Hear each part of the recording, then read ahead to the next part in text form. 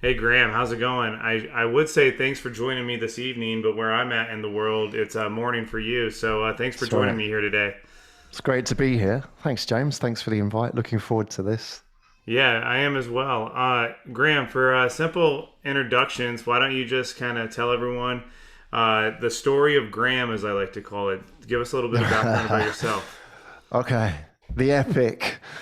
Well, I'm a Yeah, storyteller, which really is something that I grew up with as a kid. Telling stories. I mean, we all loved stories as kids, right? When we sat around, listened to our parents read stories, or teachers would say, gather around. It's only later in life I realized you could actually make money out of telling stories. And I think if you're an entrepreneur as well, that storytelling is probably one of the most underutilized yet most powerful skills, especially in sales. So hopefully we're going to talk about that today. And really, what I've done over the last, well, since I started this podcast agency in 2018 is help other people tell stories. I think one of the biggest challenges we have as entrepreneurs is this imposter syndrome that I'm not Elon Musk. I'm not a yeah, billionaire. exactly. So why does anyone want to hear my story? And that's what I deal with essentially on a day-to-day basis. So yeah, telling stories is what I do, but not in that sort of like, remember when your mom would sort of scold you, don't tell stories, James, and give you a slap. So, but I think, that's kind of what puts us off telling stories. But really, if you look at business, it's one of the most powerful tools out there. Absolutely. I think that's well said there, Graham. I think storytelling's very critical, especially if you're in sales. You have to paint the picture. Mm. I think it really adds connection. I read something about you that I found really interesting, where I don't know if you've spoken about it or if you've written about it, but it says kind of find your start before you find your Mm. why. And talking about like agile storytelling, break that down for me. Like when you say find your start before you find your why, what exactly do you mean by that? There's a lot of pressure on us entrepreneurs, especially if you're a founder and an owner operator, to find your why. There's the book, isn't it, by Simon Sinek about find your Yeah, why, which is like start with why, which is actually a good book. good book. The, yeah, it is. I do like it, and I think he's definitely a good author and communicator. The challenge is there's this pressure that we have to have this overarching why in what we do. So if you are in business development, if you are selling, you have to have this sort of world changing, game changing narrative. I'm putting a dent in the universe, or I'm changing the world, or this is the next $10 billion app. Yeah, I find that most entrepreneurs, if not a very large proportion of them, don't have a why. They don't get out of bed going, I'm going to change the world. We don't really, that's sort of the median myth about entrepreneurship. Maybe some Sure. do. Maybe there was a guy at college who was really into drawing airplanes. And then when he graduated, he worked for Boeing, and now he's designing airplanes like for his life. But that's like 1%, right? Most of us are sort of bumbling about life, trying to find breaks. And then something comes and you just instinctively think this is a good idea and you're going to do it. So I think, what puts most of us off the entrepreneurial journey is this idea that we have to have this big why. And maybe we then become doubting, we doubt our own intentions as to why we do this. What I say to people is rather than find your why, find your start, Hmm. because it's an agile process. Just get started. Like podcasts like this, guest on podcast, start a podcast, talk to people, get out there, the moment of truth, get on the virtual stage and face rejection and just keep practicing, practicing, practicing. No comedian was born funny. This is the reality is that, Jerry Seinfeld probably did 10,000 hours of stand up to become funny, or Kevin Hart, for example. And it's the same with us, is we've got to just keep moving, start, and the why comes later on. Steve Jobs never set out to redefine the IT industry and mobile phones and communication. He just set out because he liked designing things. Yeah, And that's a absolutely. start, right? So all of us in us have a start. And the why is something which really is like a postscript to our journey, if you like. It's Sure. easier. It's like, a book, if you don't really understand the book until the last chapter, then it all sort of Yeah. comes together. That's a bit like our why, isn't it?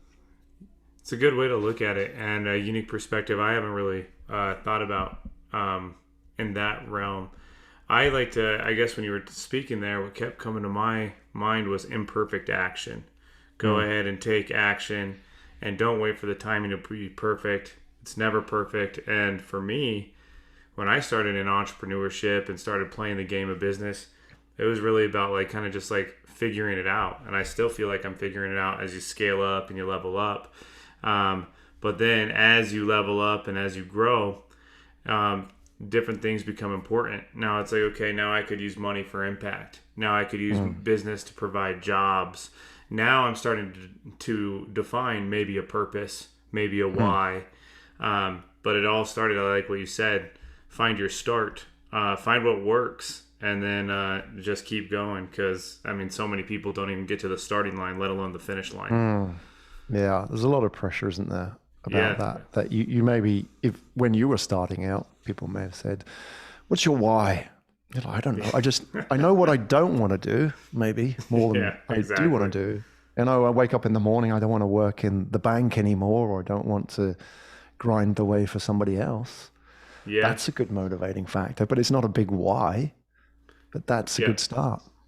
Yeah, and totally. And in sales, I like to say, your purpose, your motivation, your why, whatever you want to call it, it could just be like, hey, I want to be successful. And then you Mm, get to define what successful is.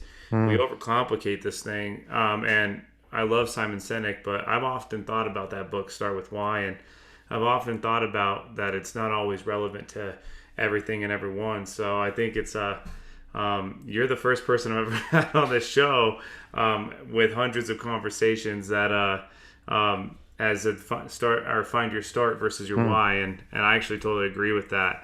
I want to dive into something that I find interesting. You talk about the power of defining your category in B2B mm, sales and marketing. Talk to me what you mean by that. We talk about the more niche, the more rich, the more when it mm. comes to your sales approach and how you can really kind of carve out your space and become an expert within that space. I'm curious what you mean by the power of defining a category. I think that's really interesting. Yeah, this is a really interesting area. Category narratives. It's really the power to define your industry and where you see yourself. You niche is really a core part of this. I don't know if you've seen it. There's a documentary series on Netflix at the moment called Billion Dollar Code. It's about these two Yeah. German guys who discover the precursor to Google Earth, and there's that all that sort of IP issue going on. And it culminates in this 6-part series, I think, with this last scene where they're in the court. So these two coders are taking on Google and the lawyers. And there's what they call the opening statements in any trial, where the prosecutor will stand up and then the defense lawyer will stand up. And they give this opening statement to the jury. And in this scene, the coder's lawyer stands up and said, "This is about flying." And she tries to sort of paint it in this very beautiful terms of like flying around the earth and like, going from place to place. And this is like this sort of really free form flow of information. And then the Google's lawyers stand up and said, "This is not about flying. This is about patents. This is about IP. This is about protection of property." And so you think about it, every court case, whether you watch your true crime or Billion Dollar Code, has these opening statements. And the reason why they have them is because they're trying to define everything that follows. They're trying to Hmm.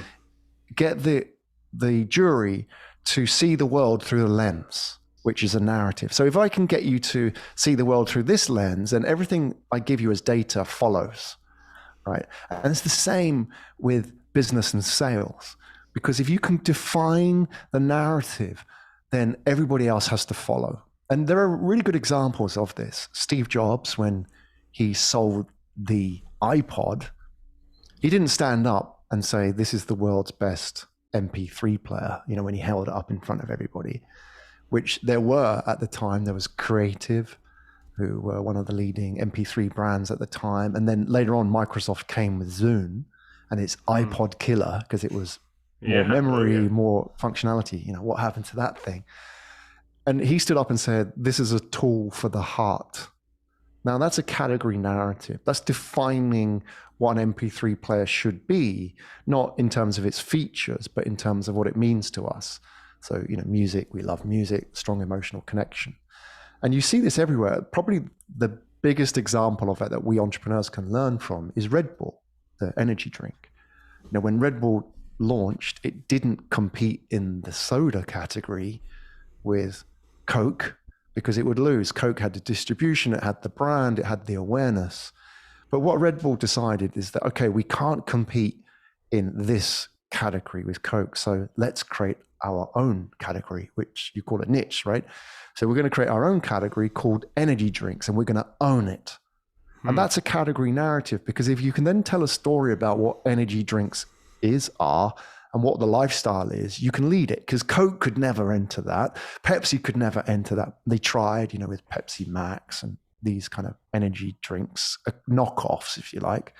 But that is what created thought leadership and brand leadership. And that's probably one of the most powerful sales stories out there, is to define a category. And we can all do that. We can all define the category in which we operate. And if we're not number one in our category, then create a category in which we can be number one in. That's the key for sales. I think that's really a good comparison, like the Red Bull, Coca-Cola comparison. You're right, they did define a category, and I love that. So, hearing this now and thinking out loud here, how would someone kind of get started? I guess, what would your recommendations be when it comes to implementing storytelling into their brand? And let's talk about like a personal brand, a salesperson, big on LinkedIn, has a personal network. How would they start implementing kind of like the storytelling, thought leadership to kind of elevate, just themselves? It's a long game, firstly. It's a marathon, not a sprint. So you have to start the process. So we talked about find your start. And rather than think about what am I all about, just start the storytelling. So for example, if you're posting on LinkedIn, one of the most powerful stories is the origin myth. Like, where did this all come from? You think about, we know Steve and Woz in the garage and Michael Dell, and we've heard all those stories. It applies to us as well. So like, what's the background? Like, where did you come from? How did you get here? Like, why are you doing this? So those are interesting elements to the story. So, I was born in England. I moved to Japan in the 90s, started teaching English. I saw the growth of mobile phones in the early 90s, brought that back to London, started a telecoms business. Everybody has these backstories, and they're really important for defining who you are and how we relate to you. Oh, I know you're from, Denver. I know you're from Colorado. I know you probably like the big outdoors, or you might like skiing, running, all these kind of things, whatever you decide is your backstory, right? And I can relate to you that way as the audience. And that's a starting point. Start with that. And then it evolves because people interact with that. It's like comedy again, stand up. You keep practice. What is it that people resonate with? You might try the story about when you graduated and maybe it flops. And the story about, when you got married and there was that funny twist. And then maybe people love that. And the story about when you started your business and, the accountant ran off with all the money. And people love that story. And then you think, this is like a comedian building his material, right? And you sort of like get that feedback. Okay, that sketch worked really well. That didn't work. I'll try a different way. That's the process. Agile. Keep refining it. Keep getting it out there. And you can do that posting, you can create videos, you can guest on other people's podcasts, you can start a podcast. But the point is, you've got to publish. And the more you publish, the more you can get rejected. The more you get rejected, the better you get. That's it. That's the rule. You can't get better without getting rejected. There's no shortcut here. Absolutely. I think one of the key words you said there was being able to relate. Relatability is such a competitive advantage in a sales scenario. And I think that's often... we assume our prospects are going to relate to us. We assume our clients are going to relate to us. But are we being intentional with being relatable?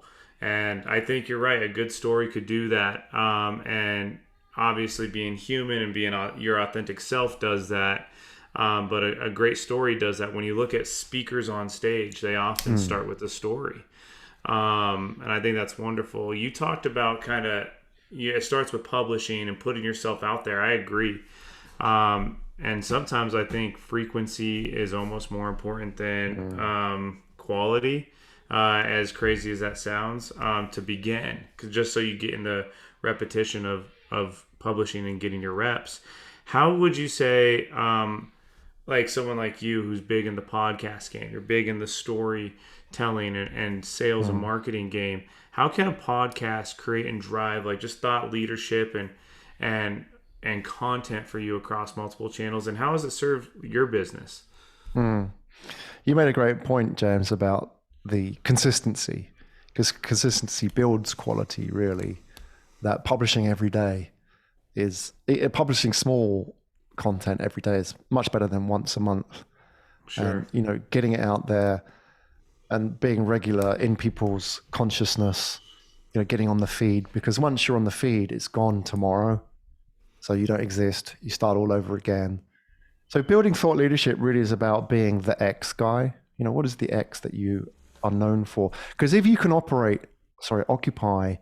a part of somebody's mind, their attention, their memory for X, that's an extremely valuable piece of real estate. I'll give you an example, is that not too long ago, I got a WhatsApp message from a friend, and he's an Aussie guy. And Aussie guys like to banter and they like to rib you, as they call it, to tease you.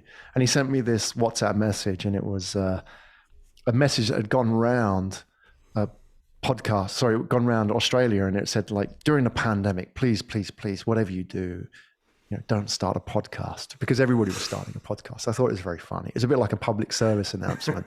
He said it to me, and I've just laughed at it. I sent him back, smiley faces. And, the reason why I liked it was, it was funny. It's a dig at podcasters, but also when he thought of podcasting, he thought of me. And that's kind of what I liked about the validation of that messaging, is that a lot of people, when they think of podcasting in my network, think of me. I'm that guy. I'm the podcast guy. Graham? Graham who? No. The podcast Graham, you know him. Oh, yeah, I know him. And that's what I put to everybody, is that's what thought leadership is in its simplest terms. If you can be that guy, what are you that guy for? What's James, the X guy, for? Is it business development, sales, or is it something else? And everybody who's listening now, what is it that you can be the X guy for? And I say guy in the generic term. Right? Sure. Men and women, obviously. Yeah. But, that's what I put as a challenge, is define your X. What's that box? It may be very small. It may be garden furniture. But if you're that guy, people will seek you out.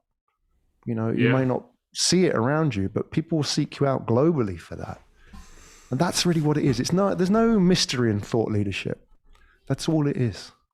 Yeah, and I think it kind of goes back to what you were saying earlier, defining your category. And then once you define that category and becoming known within that category, and then you're that guy, you're that gal, you're that person. I think that's great. I think that's great stuff, Graham. I'm just curious, for someone like you, who I would put in the thought leadership category, you say it's a long game. I agree with that. I think kind of anything that has a good reward at the end, like having an audience, is a long game. What's your long game look like? Like, take me from the early days of Graham podcasting and storytelling and creating your personal brand to now. Like, what's that look like? Like, what's that timeline been like? And yeah, just kind of give me some behind the curtain stuff from the early days to now. So my first podcast would have been in 2006, when those podcasts were recorded with these devices which you could plug into a desk phone. So, like, people don't have desk phones anymore, but they did back then, when I was doing sales for our telecoms company, right? And I was having a lot of these calls with these telecoms people, mobile telecoms specifically, around the world, around 2006, when things were really picking up. And I thought it would be good to record these and make them public. Obviously, they knew about it, and that was the deal. So you'd have this device, which was supposed is a wiretap of some sort that you could put on your phone and then record it. And it was very analog, and you'd run it through the old the old internet cables into your phone, into your laptop, right? So that was how I started. And obviously things have progressed a lot since then, not just in terms of recording, but also the quality and distribution. So I started way back then in what you call a podcast format. And really, I didn't even know that that was a thing. And I didn't know that you could make money out of that. I launched Asia Tech podcast when I was living in Japan in 2017 because I wanted to network with people. Nobody was doing podcasts in Asia back then. And I wanted to reach out to people. And it was a great way of reaching out to people around Asia and the sort of exploding startup scene that they had back then in 2017. And I could access hundreds of people. And I got access to hundreds of people. And I had a sort of fluke, a meeting with the CEO of, he's CEO of AirAsia, which is like Asia's biggest airline. He's a billionaire. He's a bit like a Mark Cuban, if you imagine that character in Asia. A guy called Tony Fernandez. He used to own a Formula One team and a football team. He still owns the football team in English Premier League. Well-known figure, a big sort of maverick. Met him by accident once, sitting in a outside food court, and yeah, completely random. And got talking for about an hour. It turns out that we both sort of grew up in the same place in England, even though he's Malaysian. And at the end of it, I thought, what am I going to do here? I've got an opportunity to do something with this guy. There's an open window. I couldn't pitch him. I couldn't do a sales pitch because it just wouldn't have worked. He's heard millions of these. And I said, let's do a podcast. And he said, sure. And he gave me his WhatsApp number. And then we made it happen. And then, several months later, I was in their headquarters, this huge sort of headquarters that sits off the airport in Kuala Lumpur. And we did the podcast together. It's on YouTube. You can see it there. And it's to me, that sort of was a turning point because it showed there was a real appetite. He did Larry King a month before that. And now he was doing podcasts with me. It's like, this is a bit surreal. And what it showed me, James, was that it reinforced this idea that podcast is offering something that all this traditional media couldn't. And it was, this authentic communication. You can imagine if you're a Mark Cuban or any kind of maverick character in business, that everything you say would be twisted. Everything you say would be reinterpreted and reframed for somebody else's agenda. But to speak in your own voice is powerful. And I realized that's what he wanted to do. He wanted to tell his story in his words with no PR handlers, no, like media agenda. And that then made me realize actually that is what corporates are looking for, corporate leaders. And that was the turning point where I realized that this could be a business, a proper business. And AirAsia were our first clients. And then from that, we sold to corporates and sold. It's basically business leaders. It's the CEOs, C-suites of these corporations who wanted to tell their stories, not necessarily completely from childhood to the grave, but they would tell their journeys and what they were passionate about. And that's been the journey for me. It's really, it's going back to finding your start again, is that I never set out thinking I'm going to give the business world a voice, because we were just a small company, but it has become that through almost the reverse, through the back door. Yeah, giving the business world a voice. I love that. I think that's great. And you sure have. I'm curious. So I got two last things for you here, Graham. One is kind of a fun little question at the end. But the first one, in all seriousness, let's say there's a young sales entrepreneur listening to this show right now. What's one piece of advice you'd give them? It can be anything, but someone that's just like in the grind, brand new, starting out. What's one thing they can do that might move the needle for them? I've been there. I remember my first, I'm sure you've got similar stories, James, is that my first real corporate sales job in the 90s was working in something similar to Boiler Room, I don't know if you've seen that movie where they're all sort of pitching. Oh yeah. And it was like that. And we weren't selling stock, well, we were selling financial products, but it was a little bit more legit than Boiler Room. But I remember like joining in my first week there, they had this guy who joined with me and he didn't do the right number of calls. It was one of those, you've got to make, all these calls on, here's your list. You've got to knock them out every single day. So what they did is they got some duct tape and they duct taped the phone to his head. And then he was forced to make the calls. It was very sort of old school, macho sales environment. I grew up with that and I saw that and I was horrified by it. And they made this guy stand and make these calls. And they it's an environment where they said, you can come in at any time you want.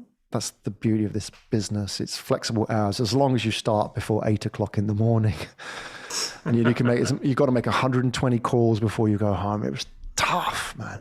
And I looked at that and I thought, there's got to be another way of doing this, and I think a lot of people look at sales and it's tainted by that kind of imagery. But then I was very curious, what is sales? I started a business. I wanted to know what sales was. And it isn't just this. It isn't like 100 calls a day. Sure, there's things we can learn from it, right? I'm sure you and I both have this sort of discipline of numbers. As sales guys, you've got your sheet and your funnel and your process. You've got to have that. Sure. But just banging away, pitching is not sales.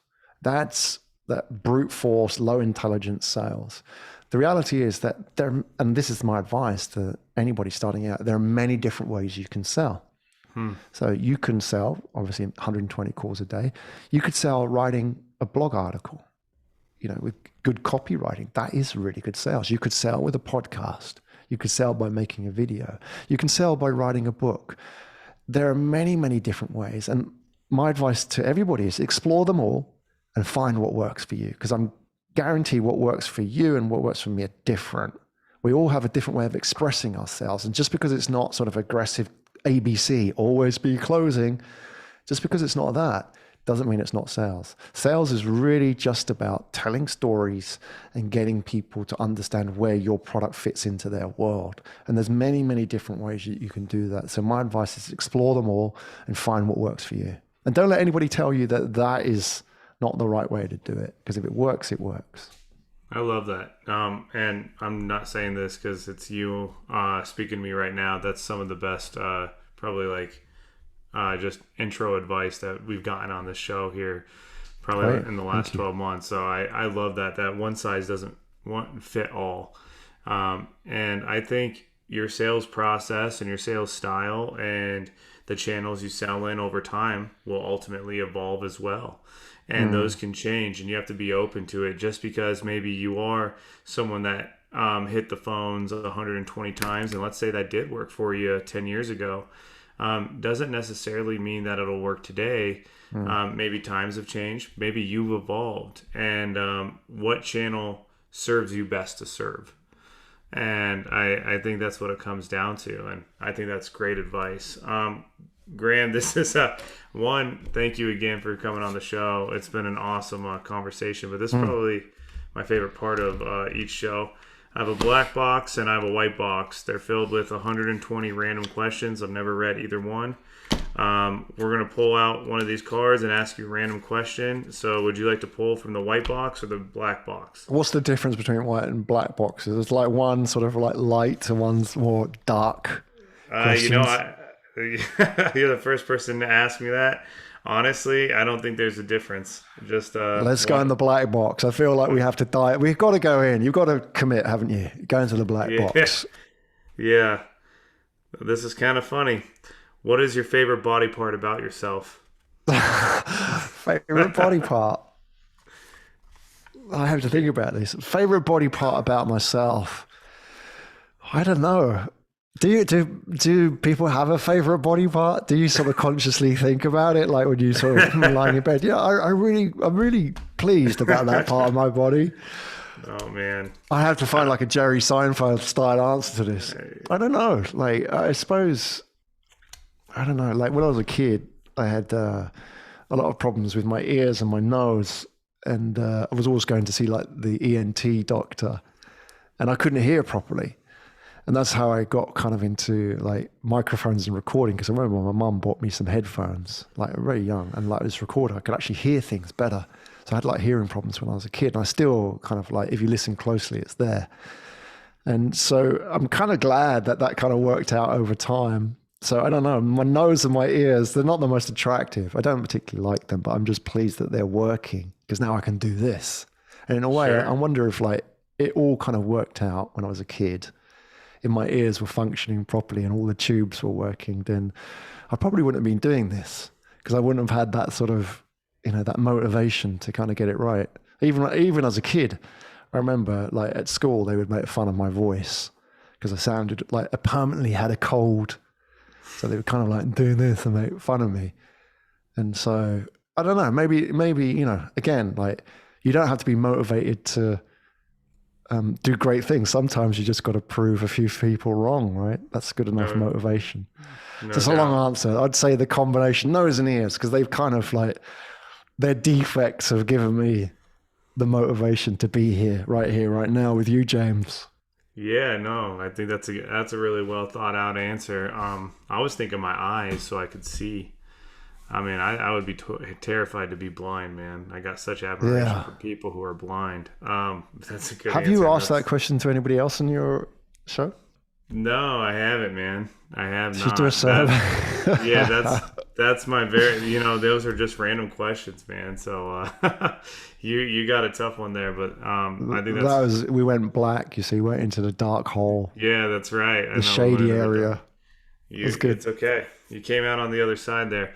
Graham, where can people find you, man? I really enjoyed this conversation, and we'll link everything in the show notes. Sure. But where can people find you?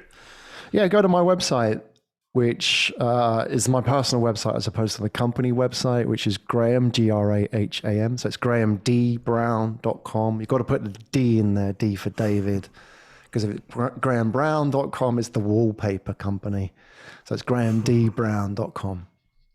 Awesome. And yeah, I would love to have you back on the show, man. I think this was so valuable, and really appreciate it, Graham. Thank you so much. James, it was a lot of fun. Thank you very much.